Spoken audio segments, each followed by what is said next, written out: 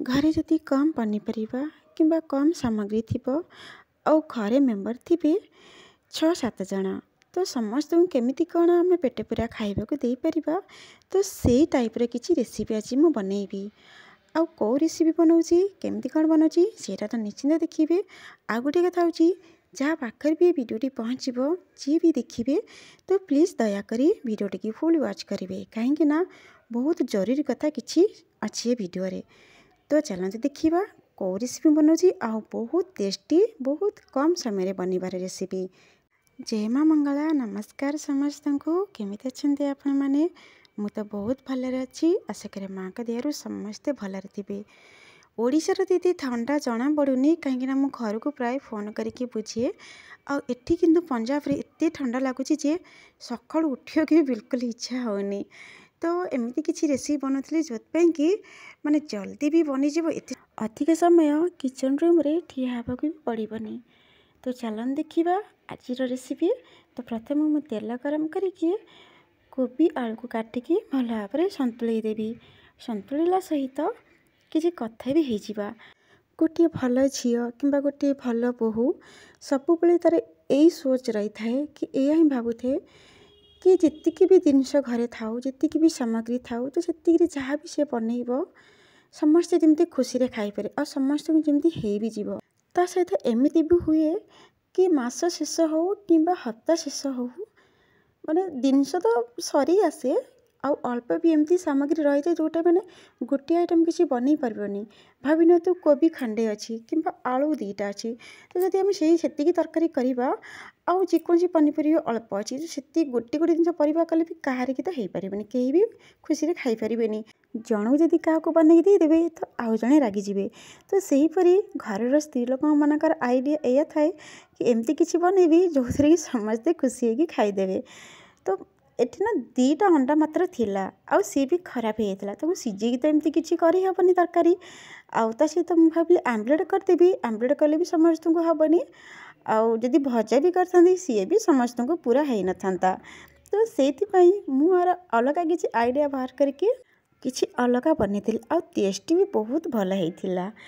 ता सहित गोटे कथा एमती अच्छी कि भल कथाटे मुझे कहूँ हुए तो माने मुझे जानी कथार मतलब कौन लोक मैंने बाहर करेंगे। गोटे कथा हूँ कौन मुझे रही बर्तमान जो घरे मु रही से घर ओनर जी अच्छा देह 2 मास है बहुत माने खराब एते खराब जे माने बहुत मेडिकल से देखिकी आसिलानी आ बहुत पैसा भी से खर्च कर सारे। ये नुहे कि पाखे पैसार कमी अच्छी कि पैसा ना से भल मेडिकल जापरन से भल हो पारन पैसा तंकर बहुत अच्छी सरकारी चाकरी तंकर। तो एक पता नहीं कौन तंकर एमती रोग हो जाए जोटा कि डॉक्टर भी चिन्ह पारना आउ 2 मास है से छुट्टी भी रही माने ड्यूटी भी जाऊना। तो सहित एमती जो मुझे रोषे करूली तो से समय मुझे नॉनवेज ही बनाऊली अंडा तरकारी करूली। तो से समय दीदी ऊपर को माने आसी एमती को कथा हाँपाई मो सहित तो मुझे पचारि कि भाई ठीक अच्छा कि नाई ए। तो से सब कथा कहले कारण ता पूर्व मुझे जानी सबू आगु बुलिक आसला कि माने रिपोर्ट बाहरलानी सब माने सीटी स्कान जोटा कहती सब शरीर स्कान करते रिपोर्ट 10-15 दिन पर आसबार थिला। तो से दीदी एमती ऊपर को आसी को कथा मुझे पचारि भाई कथा मुझे भाई ए केमी अच्छा से पुणी भी तापर भी कहले ना से बर्तमान ए तो रूम रे ना कहीं जाकि से पुणी आ गोटे जगह माने एडमिट अच्छा माने सबू स्कान कला परे पाद ठू मुंडा पर्यंत जहाँ भी सब शरीर माने टेस्ट हो सारापर जहाँ रिपोर्ट आसला तो से हिसाब से चेकिंग करके आउ कौटी जाकि माने एडमिट अच्छा। तो यही टी मुझे स्किप करी कहीं जो मसलाटा मुझे बर्तमान पकेली तो से मसला विषय कहीदे।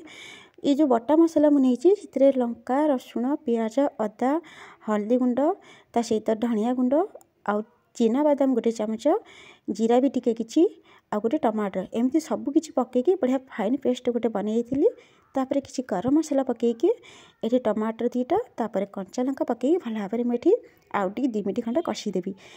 तापर जहाँ कहूँ सेटा भी शुणु एक कथा तो दीदी मुझे पचारि कि कहीं एमती कौन प्रोब्लेम थी गोटे कि शरीर एत खराब हो गला आमती बयस भी माने अधिका नुहे मात्र 40 भी बिल्कुल बयस भी नुहे बहुत कम बयस आहरी 40 भी कम हम। तो जहाँ रिपोर्ट आसला माने शुणिले भी आपण भी माने माने भाभी पारिबनी एमिति भी रिपोर्ट आसी पारे।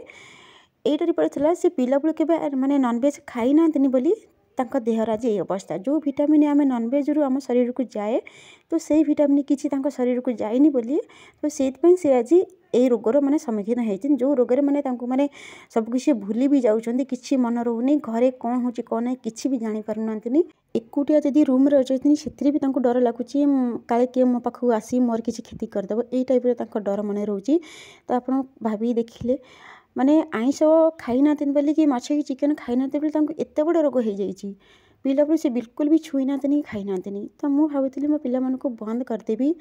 तो मुझे जहाँ तो हो जी जहाँ कहते कहते आउ तो मो पिला मानको केबे बंद करेबी, कारण तांको पाखरे पैसा अछि से माने एते खर्च करिकि भी माने फिर भी रोग चिन्हि पारलेनी डॉक्टर बहुत मुश्किल माने तांको ठीक करे। एबे भी माने से कहते डॉक्टर भी तांको कहते बहुत टाइम लागिब ठीक हेबा पई, धीरे धीरे से ठीक हेबे। जेमिति एबे नुहे तांको रोग माने बहुत आगुरी भी हेलानी किंतु धीरे धीरे से स्टार्ट होउथिला।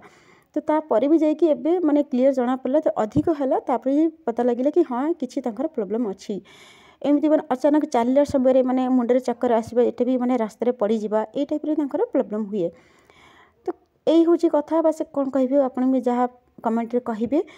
बाकी मु तो जहाँ जो शुणी सेटा कहीदेल। आउ जदि आपनकर विश्वास होउनी मुझे दीदी सहित भी माने केतले तांको कथा भी शुणाई देबी, कारण तापर जे विश्वास करेंगे सत कि मिछ मुझे माने कहा शरीर को लेकिन मो मिछ कहनी बिल्कुल सत कथा। यहाँ ये कथा हाँ भितर ही तरकारी बनी सारी आमती भी कथा है भितर ही दीदी आसिक सहित ये कथा होती से मन को आसला मुझे ना ये कथाटा माने समस्त सहित शेयर करने निहाती दरकार।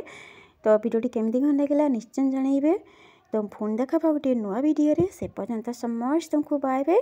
आ तरकारी भी निश्चिंत ये टाइप बनईकी देखिए, खाई देखिए, तापर जाकि किसी ना किसी कमेंट रे कहिबे।